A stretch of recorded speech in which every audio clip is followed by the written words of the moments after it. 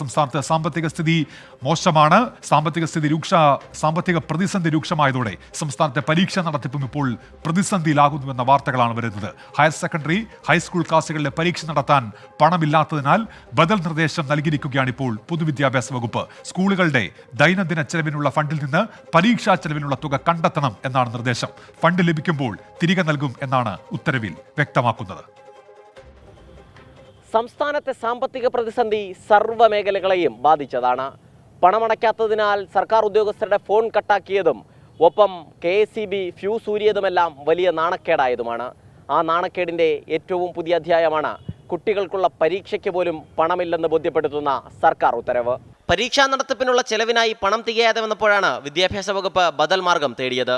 Higher secondary, high school ക്ലാസുകളിലേക്കുള്ള പരീക്ഷ നടത്താനാണ് പുതിയ മാർഗം. സ്കൂളുകളുടെ നിത്യചെലവുകൾക്കായുള്ള PD അക്കൗണ്ടിൽ നിന്ന് പണമെടുക്കാനാണ് നിർദ്ദേശം. PD അക്കൗണ്ടിൽ നിന്ന് പണമെടുക്കാൻ അനുവദിക്കണമെന്നാവശ്യപ്പെട്ട് പരീക്ഷാ സെക്രട്ടറിയും പൊതുവിദ്യാഭ്യാസ ഡയറക്ടറും സർക്കാരിനെ സമീപിച്ചിരുന്നു. ഈ കത്തിനുള്ള അനുമതിയായാണ് പുതിയ ഉത്തരവ്. സർക്കാരിൽ നിന്ന് പണം ലഭിക്കുന്ന മുറയ്ക്ക് സ്കൂളുകൾക്ക് ചിലവാകുന്ന പണം തിരികെ PD അക്കൗണ്ടിൽ തന്നെ നൽകുമെന്നും ഉത്തരവിലുണ്ട്.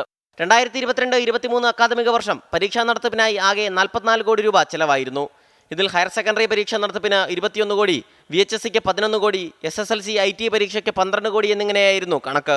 ഈ കുടിശ്ശിക നിലനിൽക്കെയാണ് പ്രതിസന്ധി മറികടക്കാനുള്ള പുതിയ ഇടപെടൽ. കുട്ടികളുടെ പരീക്ഷ നടത്താനായി സ്കൂളുകൾക്കായി ആകെ അനുവദിച്ചിരിക്കുന്ന തുകയിലാണ് സർക്കാരിൻ്റെ കണ്ണ്. ഉച്ചഭക്ഷണത്തിനുള്ള പണം പോലും പ്രധാനാധ്യാപകരുടെ കീശയിൽ നിന്ന് എടുത്തു നൽകേണ്ടി വരുന്ന ഗതികേട് നേരത്തെ വാർത്തയായതാണ്.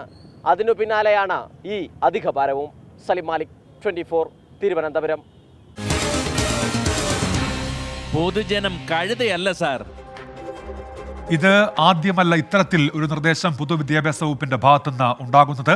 44 കോടി രൂപയാണ് കഴിഞ്ഞ അധ്യയന വർഷം പരീക്ഷ നടത്തിപ്പിന് സ്കൂളുകൾക്ക് ചെലവായത്. ഈ തുക കുടിശ്ശികയായി തന്നെ തുടരുമ്പോഴാണ് സ്കൂളുകളുടെ ദൈനംദിന നടത്തിപ്പിനായുള്ള പണം ചെലവഴിക്കാനുള്ള പുതിയ നിർദ്ദേശം. ഇക്കാര്യത്തിൽ ജനങ്ങൾക്കും പറയാനുണ്ട്. പ്രതികരണങ്ങളിലേക്ക്. പൈസ ഇല്ലാത്തതുകൊണ്ട് പാവങ്ങൾക്ക് പൈസ കൊടുക്കണില്ല, അല്ലാണ്ട് പെൻഷൻ പണം കിടക്കണം. തരണ നമുക്കൊക്കെ തരണ. അതിനെക്കുറിച്ച് നമുക്ക് അറിഞ്ഞൂടാ. നമ്മൾ രാവിലെ പോണ എല്ലാവരും സാധാരണക്കാരല്ലേ, നമ്മൾ എന്തുമാത്രം ബുദ്ധിമുട്ടിയായിരുന്നു. സ്കൂളിൽ നിന്ന് കൊടുക്കാൻ പറ്റത്തില്ല. സ്കൂളുകൾ നടത്തിക്കൊണ്ട് പോകുന്നത് സർക്കാരാണ്. സ്കൂളിൽ ചെലവുകളൊക്കെ നടത്തേണ്ടത് സർക്കാരാണ്. സ്കൂൾ നടത്തുക പറഞ്ഞാൽ അവിടെയുള്ള ജോലിക്കാർ, അധ്യാപകർ, ഹെഡ് മാസ്റ്റർ, അവർ കിട്ടുന്ന ശമ്പളത്തിന് കൊടുക്കേണ്ടി വരും. സർക്കാരാണ് ഇത് ചെയ്യാനുള്ള സർക്കാരാണ്. അപ്പോൾ ആ പ്രതിസന്ധിക്ക് എങ്ങനെ പരിഹാരമുണ്ടാകുമെന്നുള്ളതാണ്. ഏതായാലും തനത് ഫണ്ടിൽ നിന്ന് പണമെടുത്ത് പരീക്ഷ നടത്തൂ, നിങ്ങളുടെ കൈവശമുള്ള ഫണ്ടിൽ നിന്ന് പരീക്ഷ നടത്തൂ, പണമെടുത്ത് എന്നാണ് വിദ്യാഭ്യാസ വകുപ്പ് പറയുന്നത്. ഇപ്പോൾ നമ്മൾക്കൊപ്പം ഒരു പ്രേക്ഷകൻ ടെലിഫോൺ ലൈൻ ചേരുന്നുണ്ട്. ആലപ്പുഴയിൽ നിന്ന് ശ്രീ അനസാണ് ടെലിഫോണിൽ ചേരുന്നത്. ശ്രീ അനസ്, പറയൂ, എന്താണ് പറയാനുള്ളത്? സാറേ, കഴിഞ്ഞ ദിവസം ഒരു 2-3 ഡേയ്സിന് മുന്നേ വീട്ടിൽ കറണ്ട് പോയി രാത്രി 10:30 മണിക്ക്. അപ്പൊ അതിന് ഞാൻ അവിടെ നമ്മളെ ഒരു അരമണിക്കൂറോളം വെയിറ്റ് ചെയ്തിട്ട് KSEB ബന്ധപ്പെട്ടു. KSEB ബന്ധപ്പെട്ടപ്പോൾ അവർ പറഞ്ഞത് ഒരു ട്രാൻസ്ഫോമറിന്റെ വർക്ക് നടക്കുക എന്ന് പറഞ്ഞു. അപ്പൊ ഞാൻ ചോദിച്ചു എന്തിനാ? എന്റെ വണ്ടാനം മെഡിക്കൽ കോളേജിന്റെ നിയറായിട്ടാണ് എന്റെ വീട്. അപ്പൊ ഞാൻ ചോദിച്ചു മെഡിക്കൽ കോളേജിലേക്കാണെന്ന് ചോദിച്ചു. അപ്പൊ അല്ല എന്ന് പറഞ്ഞു. ഞാൻ ചോദിച്ചു പിന്നെ ആർക്കാണ്? അതൊരു സ്വകാര്യ വ്യക്തിക്ക് വേണ്ടിയിട്ട്. ഞാൻ സ്വകാര്യ വ്യക്തികൾക്ക് വേണ്ടിയിട്ട് രാത്രിയിൽ നിങ്ങൾ ട്രാൻസ്ഫോമർ ഫിറ്റ് ചെയ്യുന്നതിന് ഇത് വേറെ ഉള്ളവരെ ബുദ്ധിമുട്ടിക്കാൻ പാടില്ല. അവിടുന്ന് അവരെൻ്റെ അടുത്ത് എൻ്റെ പേര്, അവിടുത്തെ ഒരു ഓവർസിയർ രാജേഷ് എന്ന മറ്റോ ആണ് പറഞ്ഞത്.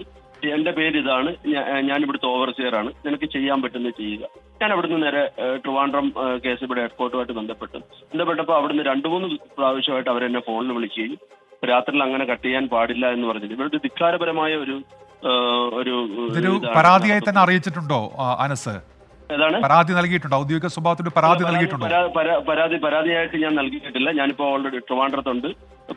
ഒന്ന് നാളെയോ മറ്റന്നാളോ ഒന്ന് പോയിട്ട് ഹെഡ്ക്വാർട്ടറിൽ പോയിട്ട് കംപ്ലൈന്റ് ചെയ്യാനാണ് ഉദ്ദേശിക്കുന്നത്. ശരി, ഏതായാലും അത്തരത്തിൽ KSEBയുടെ ഭാഗത്ത് നിന്ന് ഇടപെടൽ ഉണ്ടാകാൻ പാടില്ല എന്ന് ഹെഡ്ക്വാർട്ടേഴ്സിൽ നിന്ന് സമ്മതിക്കുന്നുണ്ടല്ലോ. അപ്പോൾ സ്വാഭാവികമായും പരാതി നൽകുക, ഇടപെടൽ ഉണ്ടാകുമെന്ന് പ്രതീക്ഷിക്കാം. ഇല്ലെങ്കിൽ ആ നിലയ്ക്ക് നമുക്ക് ഇടപെടാൻ കഴിയുന്ന രീതിയിൽ ഇടപെടുകയും ചെയ്യാം. നന്ദി അനസ്, ഈ വിഷയം അറിയിച്ചതിന്. KSEB ഉദ്യോഗസ്ഥരുടെ ഭാഗത്ത് ധിക്കാരപരമായ സമീപനം ഉണ്ടായി എന്നാണ് ആലപ്പുഴയിൽ നിന്ന് അനസ് ഇപ്പോൾ അറിയിക്കുന്നത്.